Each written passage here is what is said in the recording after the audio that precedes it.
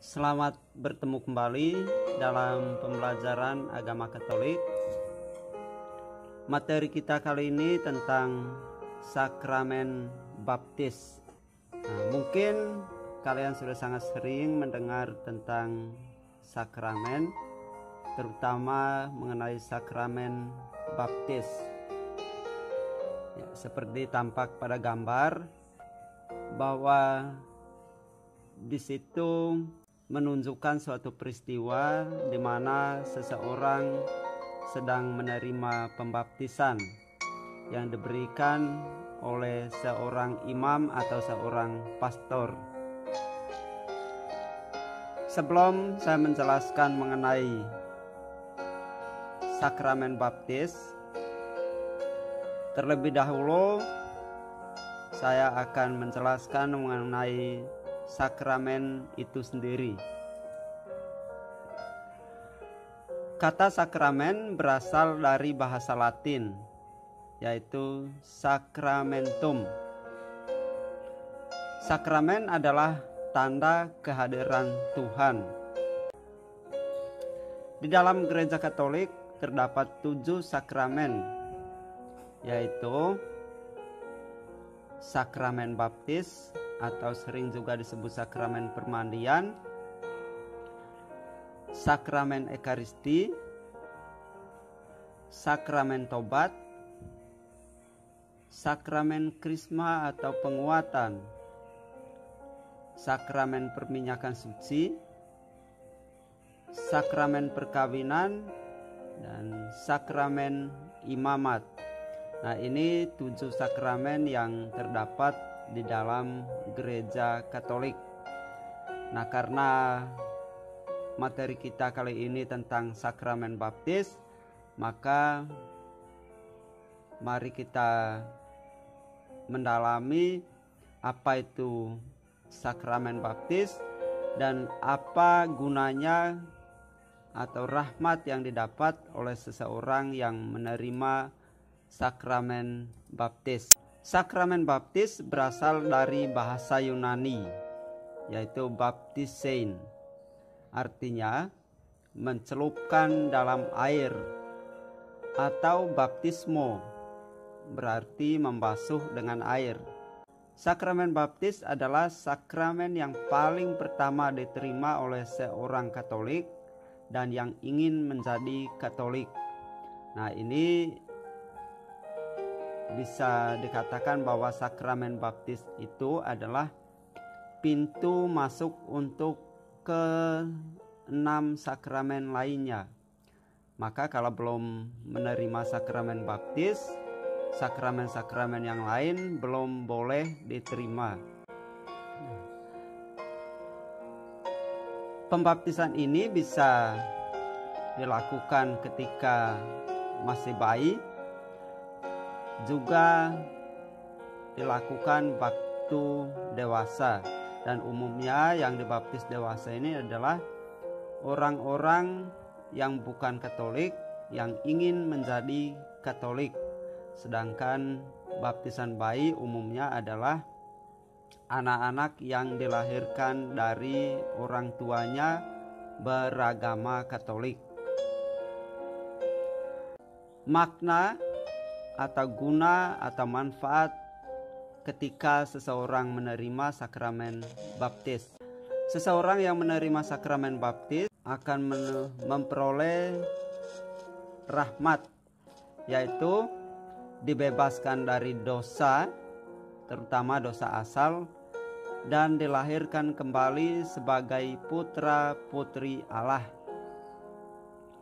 Lalu rahmat yang kedua adalah menjadi anak Allah atau anggota Kristus. Dan rahmat yang ketiga, menjadi anggota gereja secara penuh dan ikut serta dalam perutusannya. Ini bisa dilihat dalam Katekismus Gereja Katolik atau KGK nomor 1213. Nah, tadi mengenai dosa asal, dibebaskan dari dosa asal. dosa asal itu adalah dosa yang dilakukan oleh Adam dan Hawa, atau dosa asal ini adalah dosa yang diperoleh atau dosa yang dialami oleh seseorang karena dosa Adam dan Hawa. Seseorang yang ingin dibaptis tentu ada syaratnya.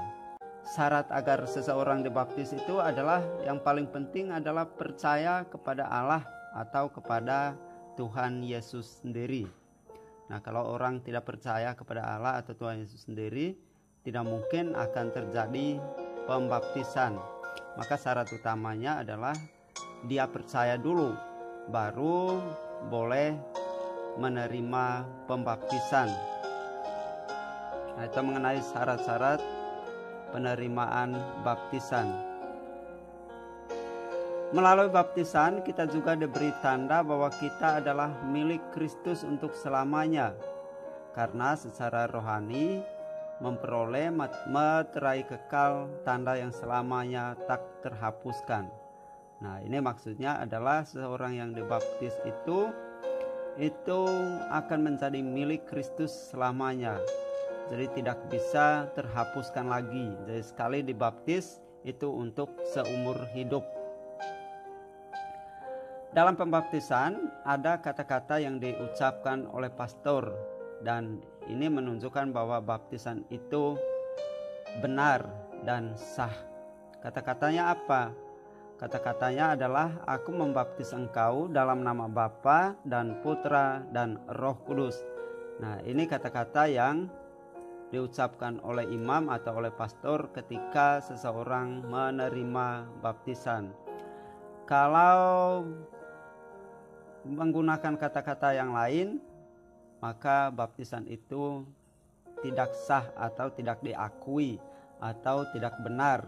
Maka kata-kata yang harus dipakai adalah, aku membaptis engkau dalam nama Bapa dan Putra dan Roh Kudus. Selain kata-kata yang diucapkan saat baptisan, ada juga yang disebut dengan meterai atau sarana yang dipakai saat seseorang dibaptis. Nah, apa saja itu?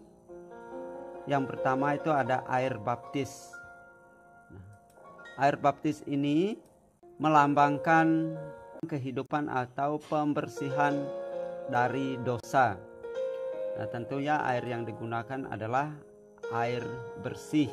Yang kedua, ada lilin, ya, lilin baptisan yang menyala. Nah, ini melambangkan terang Kristus. Nah, ini maksudnya adalah seseorang yang dibaptis harus mampu menjadi terang Kristus, harus bisa menjadi lilin-lilin menyala untuk orang lain. Ya, misalnya sebagai seorang anak bisa menegur kawannya yang melakukan kesalahan, atau menunjukkan sikap yang baik, selalu setia kepada Yesus. Nah, ini salah satu cara bagaimana seorang yang sudah dibaptis itu menjadi terang Kristus. Lalu ada kain putih. Nah, kain putih ini melambangkan kekudusan atau kesucian. Nah, maka mengapa kain putih? Karena putih itu melambangkan kesucian atau kekudusan. Maka diharapkan seorang yang sudah dibaptis harus tetap putih, harus tetap kudus seperti kain putih yang dikenakan pada saat baptisan. Lalu ada minyak krisma yang menunjukkan pengurapan Roh Kudus. Mari kita lihat kisah bagaimana Yesus ketika dia dibaptis oleh Yohanes Pembaptis di Sungai Yordan, yang dikisahkan dalam Injil Markus bab 1 ayat 9 sampai 13, di mana bahwa Yesus sendiri pernah dibaptis oleh Yohanes Pembaptis di Sungai Yordan. Saat itu Yesus datang dari Nazaret, dan ketika melihat Yohanes, lalu Yesus meminta Yohanes untuk membaptisnya. Setelah dibaptis, yang terjadi adalah langit terkoyak dan roh seperti burung merpati turun ke atasnya, dan terdengar suara dari surga, "Engkaulah anak yang kukasihi, kepadamulah aku berkenan." Nah, ini suara Allah Bapa dari surga. Dan burung merpati yang hingga pada waktu itu ini mau menunjukkan Roh Kudus. Burung merpati sebagai lambang Roh Kudus. Nah, itu mengenai kisah bagaimana Yesus dia dibaptis oleh Yohanes Pembaptis di Sungai Yordan. Nah, sebagai catatan tambahan, pada waktu dibaptis seseorang diberi nama baptis. Bukan nama baptis ini biasanya diambil dari nama orang-orang kudus atau santo dan santa. Tujuan nama baptis diambil dari nama orang-orang kudus adalah agar kita dapat meneladani atau mencontohi iman orang kudus tersebut. Nah, ada banyak orang-orang kudus di dalam gereja Katolik, ya. Misalnya Fransiskus, Fransiska, Benediktus, Benedikta, Monica, Agustinus, dan lain-lain. Silakan kalau kalian ingin membaca mengenai kisah-kisah orang kudus, ada banyak kisah di internet kalian temukan. Maka kalau saat ini kamu sudah memiliki nama baptis, cobalah untuk membaca kisahnya, ya, kisah orang kudus tersebut, dan usahakan untuk mengikuti teladan yang baik dari orang kudus tersebut. Demikian mengenai materi tentang sakramen baptis, ya. Jadi sakramen baptis itu adalah sakramen yang paling pertama diterima oleh seseorang yang ingin menjadi Katolik. Lalu ada rahmat yang didapatkan ketika menerima sakramen baptis, yaitu menjadi anak Allah, dosa asal diampuni, dan menjadi anggota gereja secara penuh. Berikut ada beberapa latihan soal. Nomor 1, peristiwa yang terjadi seperti pada gambar adalah peristiwa titik. A. Pembaptisan. B. Menerima berkat. C. Komuni pertama. Jawabannya A. Pembaptisan. Nomor 2, di dalam gereja Katolik terdapat titik-titik sakramen. A. 5, B. 6, C. 7. Jawabannya C. 7. Nomor 3, sakramen paling pertama yang diterima oleh orang Katolik adalah sakramen titik. A. Baptis. B. Ekaristi. C. Tobat. Jawabannya A. Baptis.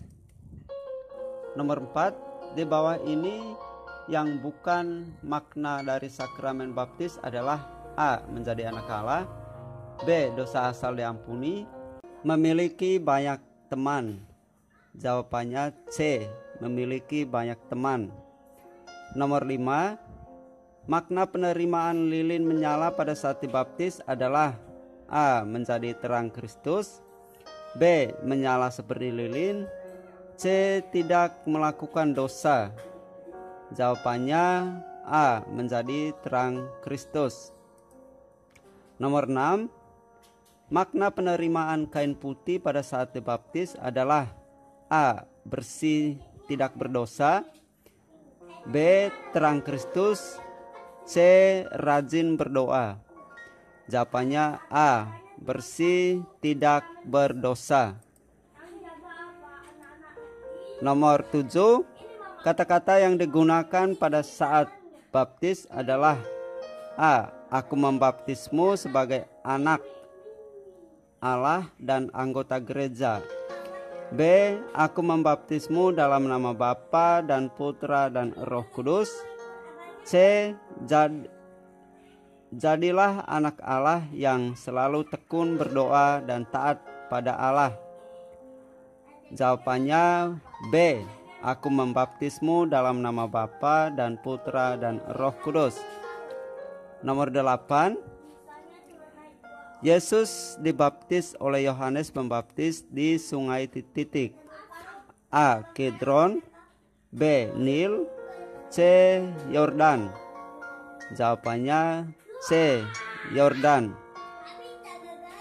Nomor 9. Nama baptis yang diberikan kepada seseorang yang hendak dibaptis biasanya diambil dari nama titik. A. Orang tua, B. Kakek nenek, C. Orang kudus.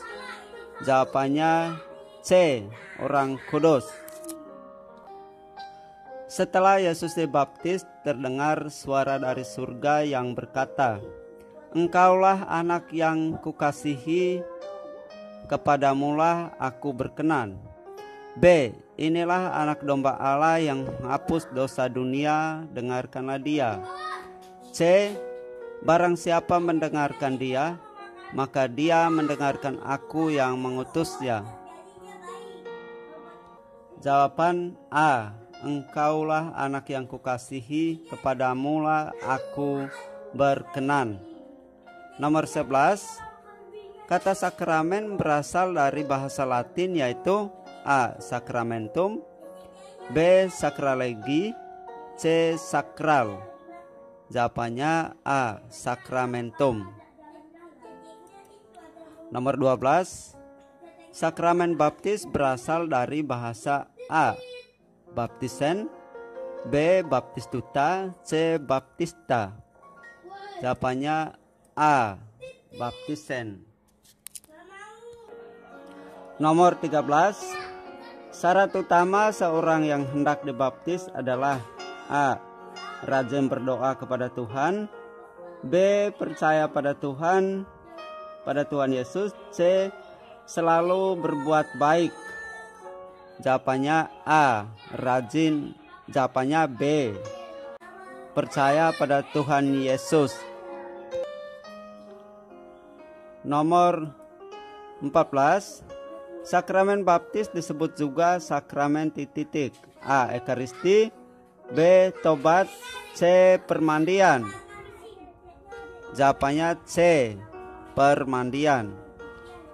Nomor 15. Air yang digunakan dalam baptis melambangkan A.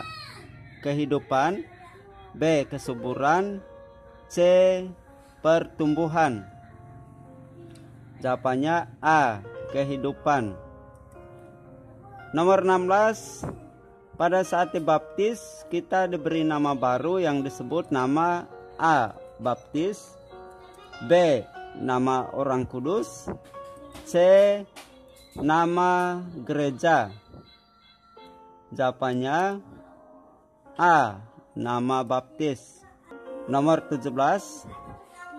Baptisen artinya A. Mencelupkan dalam air, B. Dibersihkan dalam air, C. Dimandikan dalam air. Jawabannya A. Mencelupkan dalam air. Nomor 18.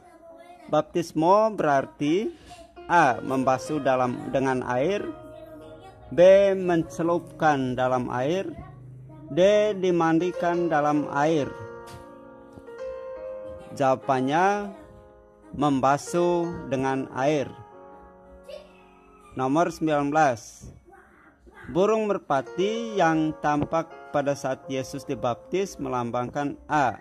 Kesetiaan kepada Allah Bapa, B. Kehadiran Roh Kudus, C. Yesus sebagai anak Allah. Jawabannya B. Kehadiran Roh Kudus. Nomor 20. Peristiwa yang tampak pada gambar adalah peristiwa titik. A. Yesus berbicara dengan Yohanes, B. Yesus dibaptis Yohanes, C. Yesus berdoa kepada Bapa. Jawabannya B. Yesus dibaptis Yohanes. Nomor 21, tulislah 7 sakramen dalam gereja Katolik. Jawabannya sakramen baptis atau permandian, sakramen taubat, sakramen ekaristi, sakramen perminyakan suci, sakramen krisma, sakramen perkawinan, dan sakramen imamat. Demikian materi kita kali ini. Semoga bermanfaat. Tuhan memberkati.